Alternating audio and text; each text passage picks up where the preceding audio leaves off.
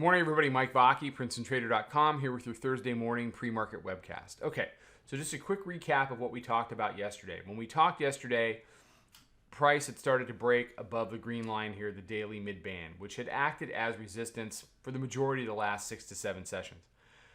What we wanted to see was, as we got into the regular session, we popped off the 8:30 news when Yellen's comments were released, whether the daily mid-band was going to hold up, especially on a closing basis, as basically price going to close above it. And then we were looking at the July 3 high of 24.36.5, which in the moment that I was taping was kind of a matching high, and that if we got over the top of that, would that hold its support? Well, the answer to both those questions was yes, and we saw price extend slowly.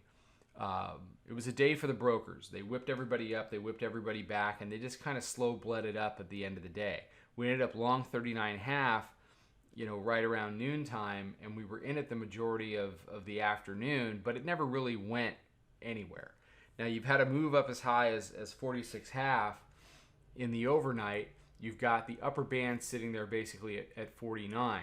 So as we head into today, we want to see on any pushback by the bears, is 36.5 to 39 going to hold as support?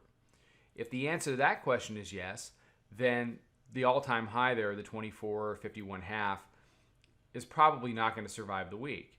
You'll engage the upper band, you'll take out that higher high, and you'll continue to make more higher highs as we extend into Friday.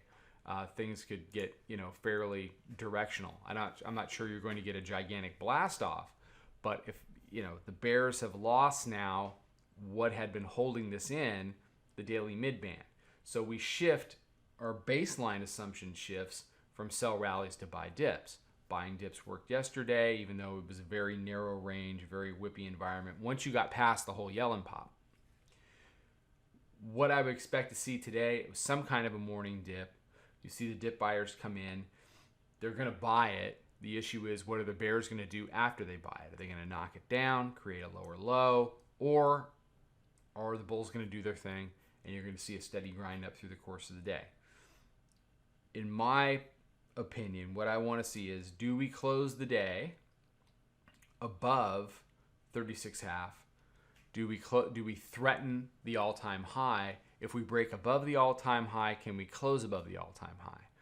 If the bulls can do that, then it sets up another fairly directional summer Friday tomorrow, which lines up with some other things that we're looking at. The bears need a rejection. They need to get below 36.5. They need to get back below the daily mid-band down at 24.30. It's doable. We're talking about 12 handles, but they need to put one foot in front of the other, create lower highs and lower lows. There's been no sign of that since we hit 24.10 on Tuesday morning. All right, everybody have a fantastic day. I will catch you for the midday update. Trade them well.